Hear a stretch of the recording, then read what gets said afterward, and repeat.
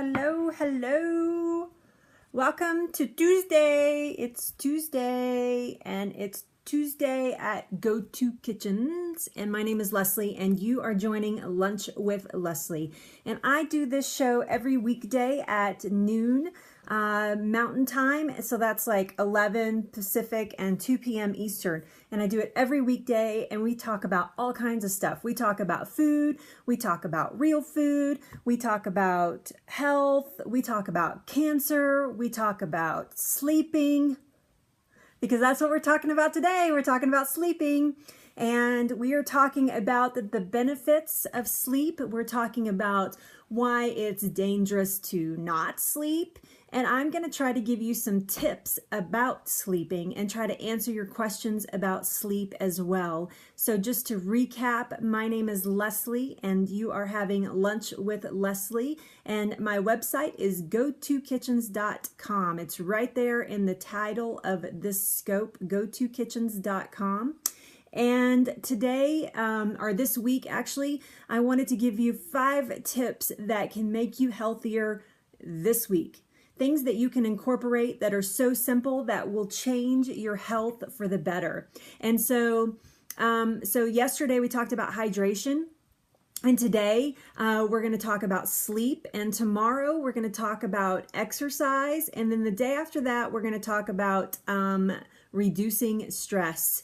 And then on Friday, I am going to cook for real. So I call those For Real Fridays, and I'm going to cook live on TV. And Edison's about to bark.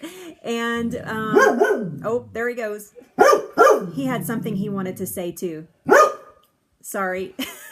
So that's what happens on live Periscope TV. So if you're joining me for the first time, thank you so much for popping in and joining in and listening in. And if you have any questions, I will try to answer those along the way. If they get, I know, right? He's funny.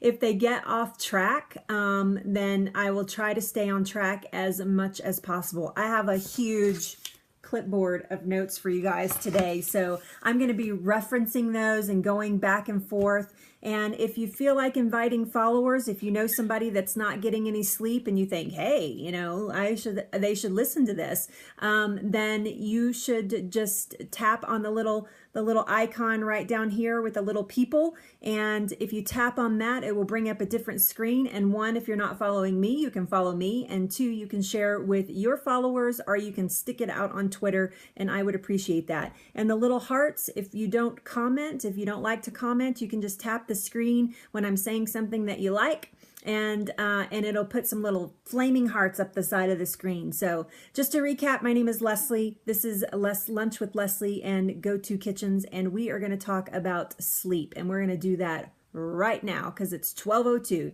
So my commercial's over. Thanks for the hearts, and thanks for sharing as well. So sleep. I was reading, and I read a lot. I read the big books so that you don't have to read them, and I bring that information right to you. So I was reading in the Harvard Medical Journal from the sleep school, actually, and this is what they had to say about, and I'm going to read it because I didn't memorize it, but this is what they had to say about sleep, which is going to freak you out. So just hang on because I'm going to read it here. It says, a lack of sleep, a lack of adequate sleep can affect judgment, mood. It can lessen the ability to learn and retain information, and it may increase the risk of serious accidents and injury. What? Okay, but I'm going to keep reading. This is what it also said. In the long term, chronic sleep deprivation may lead to a host of health problems, including obesity, diabetes, cardiovascular disease, and even mortality. Just from not sleeping, all of those things, just because you don't get enough sleep, that is how vital sleep is and how restorative it is to your body. So getting sleep is so important. And according to the Harvard Medical Journal, it causes lots of problems if you're not getting enough sleep. So what is enough sleep? I have to tell you that I'm a sleeper. I like to sleep. I like to take power naps. I like to get at least 8 hours of sleep a night. If I'm getting 9 or 10, I'm actually much happier, and I try not to sleep beyond 10 hours. Sometimes, if we just are really being lazy on vacation, I might get more than that. But really, I am an 8 to 10 hour sleeper at night. So if you're getting less than 7 hours of sleep a night on a regular basis or on a consistent basis, then you have a sleep problem. It's going to be shocking because I know a lot of people who sleep like 4 hours or 5 hours. But if you're getting less, and I'll say it again, if you're getting less than 7 hours of sleep a night, you have a sleeping problem. You're not getting enough sleep. You're not giving your body enough time to restore. Now, I am not a medical doctor. I'm not a doctor of any kind. I am someone who is a cancer survivor who spent the last 2.5 years of my life digging and finding as much information as I can about why my body produced cancer. And through that journey, I came up with go-to kitchens so that I could start sharing my healthy living principles with other people through the internet from around the world so that I could help people prevent something devastating happening to them. Okay? I don't sell a thing. I don't have any products for sale. Not that I won't. I've actually already been asked, when are you writing a book? And I don't know the answer to that. This Go-To Kitchens is brand new, so I don't know when that's going to happen. Eventually, I might have something for sale. But right now, I don't have anything for sale even. I am just doing all of this research for myself and then passing it on to you guys. So, if you're joining in my scopes, there's no sales pitch here. The only sales pitch is that you invite followers and give me hearts. That's the only thing I ask for. So, and pass on the information if you think somebody would benefit from my scopes. So, here's what less than 7 hours of sleep can do to you in the long term. And we're talking about chronically. I'm not talking about if you slept 6 hours last night and you slept 10 hours the night before and you sleep more than 8 on a regular basis. I'm talking about if you are constantly getting less than 7 hours of sleep a night. Okay? Here's the things that it can hurt. It can actually lower your immune system so that you cannot fight off things like colds and flus and viruses and all those things that our bodies are bombarded with every single day. You know, our bodies every single day are confronted with a virus or a flu or something, and it either decides to switch on or switch off and take on that virus or beat it back. So you're lowering your immune system if you are not getting at least 8 hours of sleep, 7 hours of sleep on a consistent basis, okay? The other thing that it does is it contributes to depression and anxiety. Now, if you are somebody who suffers from depression or anxiety, you might have a tendency to not sleep anyway. So I'm going to give you some tips on sleeping that may be some rituals that you can come up with for yourself, that even if you are battling depression or anxiety, that will help you. Because what happens is that when it's time to go to bed, when the sun goes down and it's time to go to bed, our melatonin in our body starts to raise and starts to elevate, and it starts signaling to the body, okay, it's getting nighttime and it's time to sleep. And then what happens in the morning when it's time to wake up, your body goes, wakey, wakey, everybody wake up, it's time to wake up.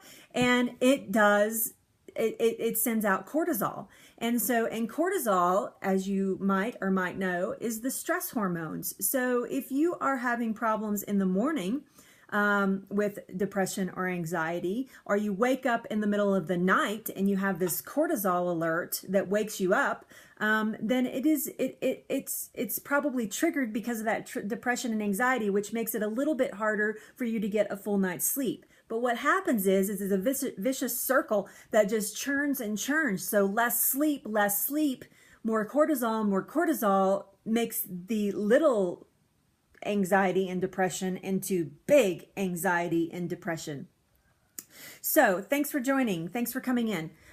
So that's what happens when you're not getting enough sleep. It actually contributes to that problem, okay? So you need to figure out a way. We need to help you. I need to help you figure out a way that you can sleep better so that depression and anxiety doesn't go from this to this, okay? So what else does it do?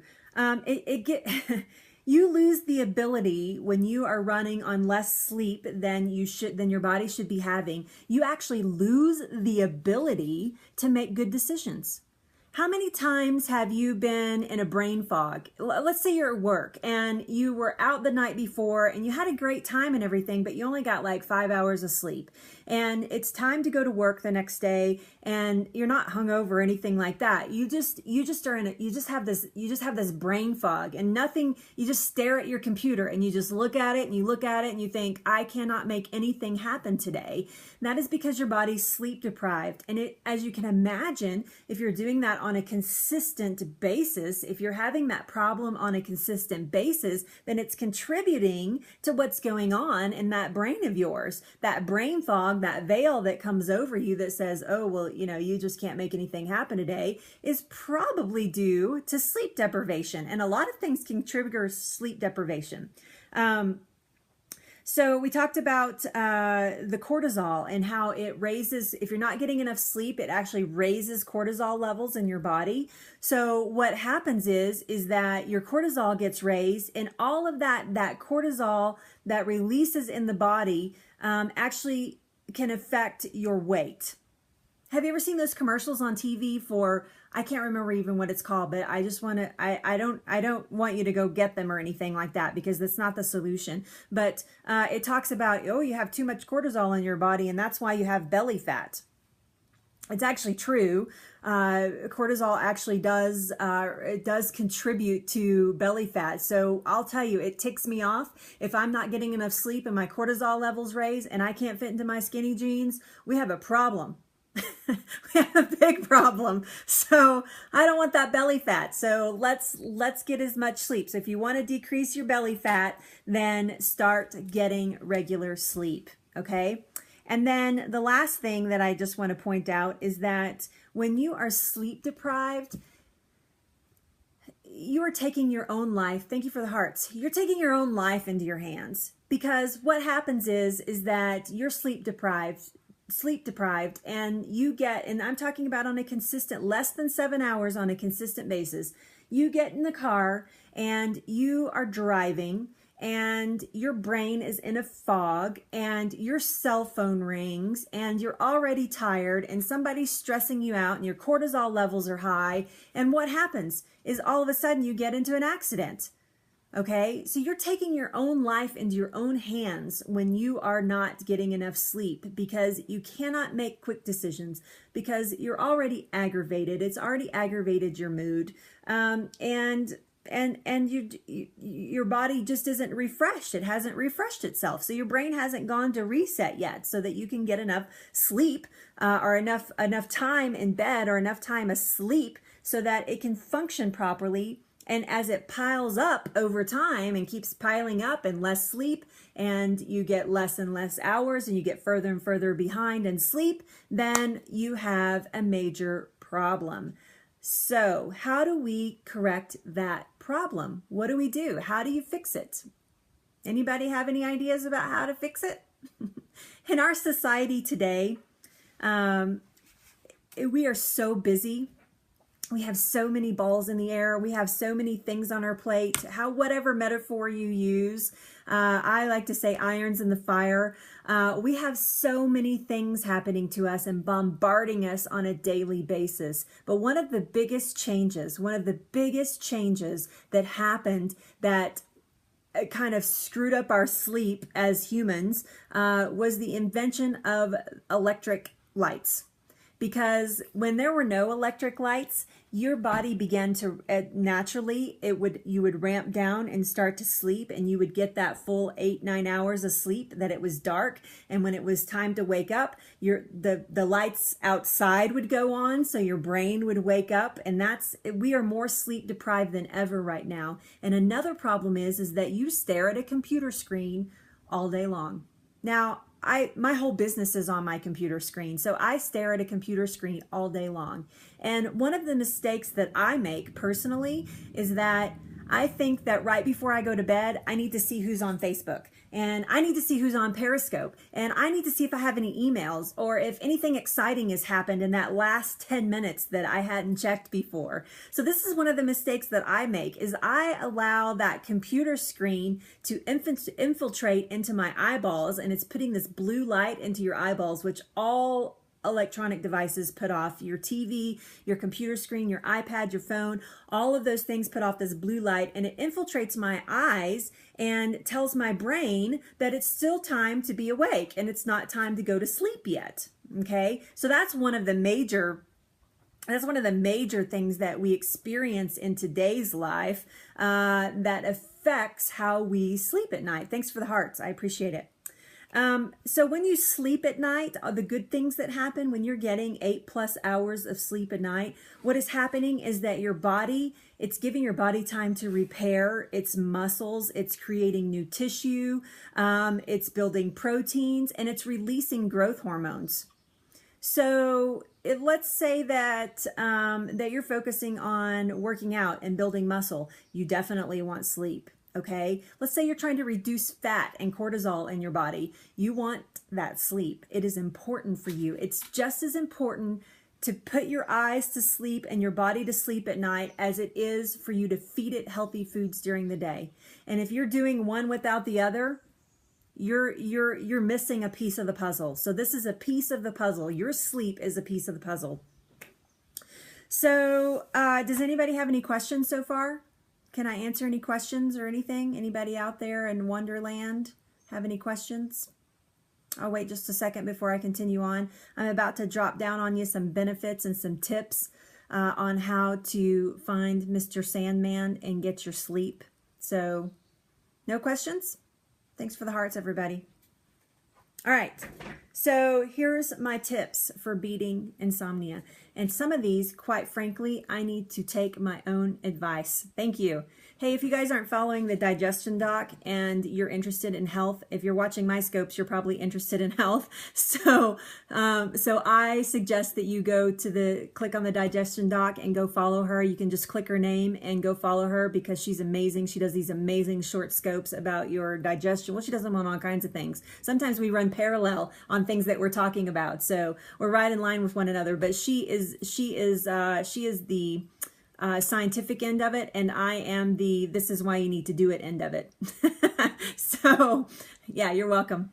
So here's my tips for beating insomnia. Number 1, have a ritual.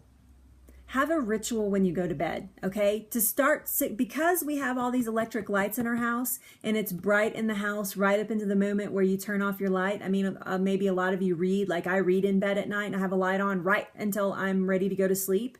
So to signal to your body, to get your body into a habit of something and to signal it that it's time to go to sleep, then start a ritual. And here's what I recommend.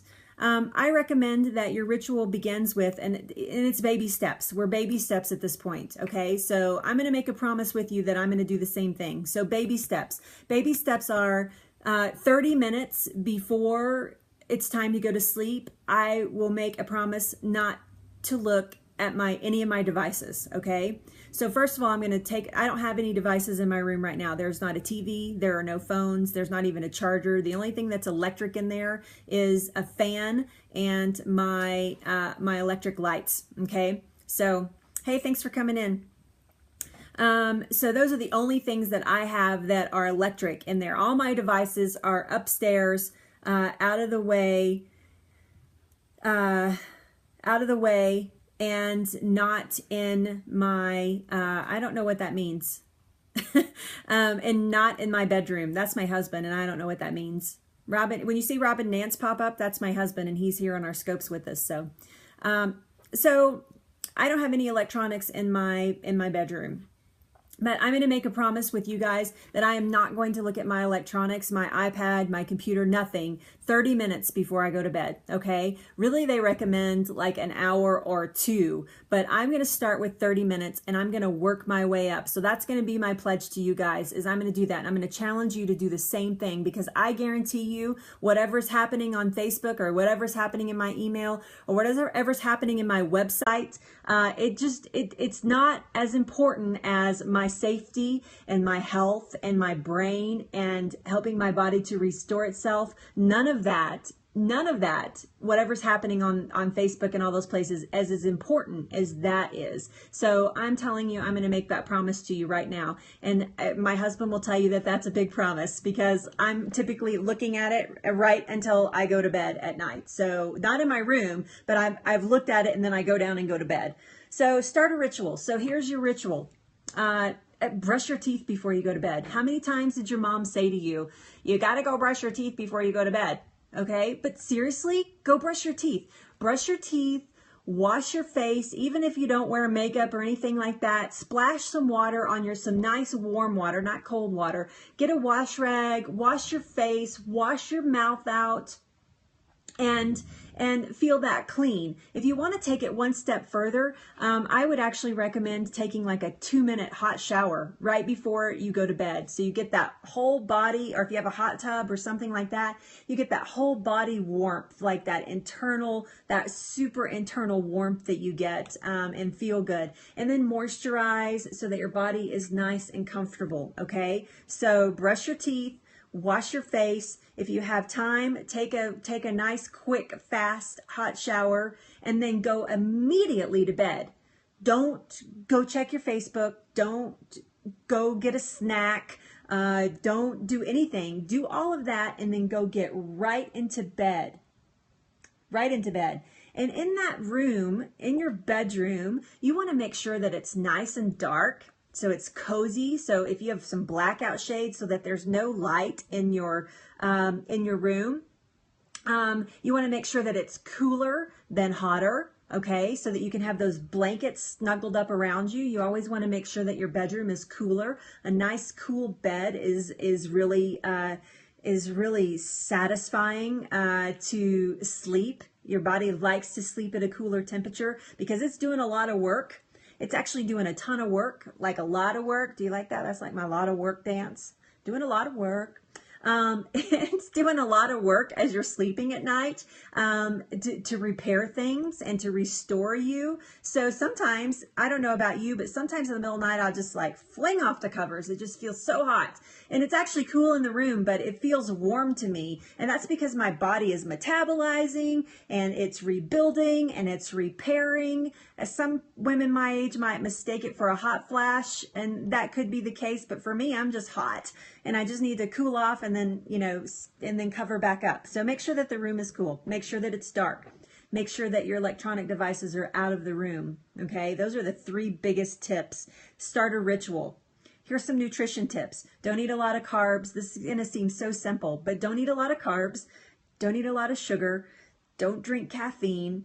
Don't drink anything that stimulates at all.